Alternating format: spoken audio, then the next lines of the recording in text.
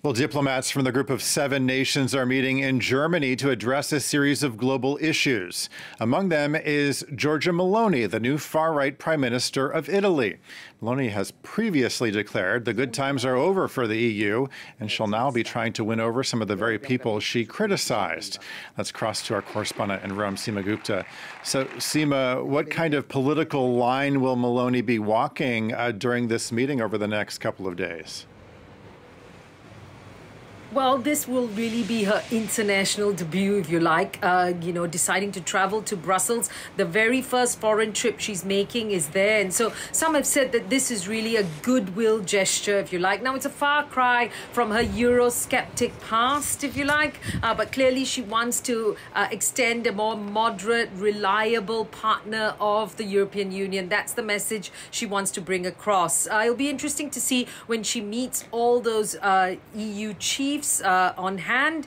Before even traveling there, she tweeted very clearly that there will be a strong Italian presence or voice on big issues at the EU, particularly on the energy crisis. That's top of the agenda. Stressing, however, that she is willing and wanting to collaborate. That's really the buzzword, to support families and businesses that are having to deal with this issue and stop the speculation on those energy prices. She's expected to push for a common EU response on this and ask maybe for an EU shared debt idea to finance energy aid. Now, this is something that's already been put forward by the Italy's EU Commissioner, Paolo Gentiloni, but we do know that countries like Germany and the Netherlands are very much against this. So we'll have to see how far she's going to go on that. Then, of course, the issue of Ukraine, of course, the war in Ukraine. They seem to be on the same page as that on that issue, with Miss Meloni making it very clear since the start of the war that her stance is in support of the Ukrainians.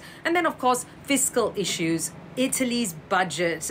She will want flexibility on the deficit for next year, hoping to keep some of her election promises to cut taxes, and also on the spending on the EU COVID recovery fund money. Now, she said she wants to fine-tune that because that was negotiated before the war, before the energy crisis and inflation issues. So we'll have to see how much leeway she's going to get on that particular issue, though.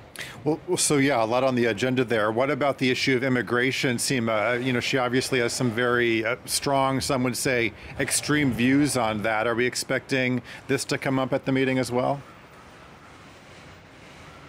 Well, some of the EU lead chiefs have already said that this is an issue that they are wanting to discuss. And you're right. I mean, her government has a very tough stance. We've already heard from the new interior minister saying he wants to keep those migrant rescue boats run by international NGOs away from Italian ports. And that they're saying that these boats and the flags that they carry, depending on the countries that they represent, perhaps those countries should be taking in some of those migrants. And already we have an issue with 3 ships run by 3 different NGOs already on the Mediterranean with close to 1,000 migrants wanting to get access to these ports for rescue purposes.